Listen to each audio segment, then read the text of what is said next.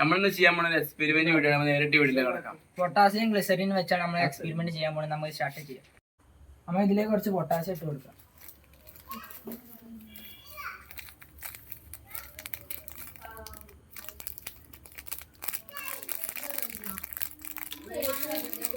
ഇത് നമുക്ക് ഇനി ഒരു കുഴി മാതിരി ആക്കി കൊടുക്കണം.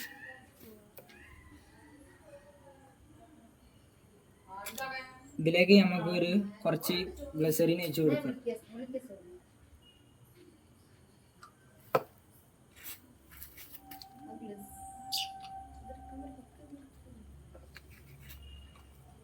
ഒരു 10 സെക്കൻഡ് കഴിഞ്ഞാൽ ഇതിന്റെ ഫയറിന്റെ കെമിക്കൽ റിയാക്ഷൻ നമുക്ക് കാണാം.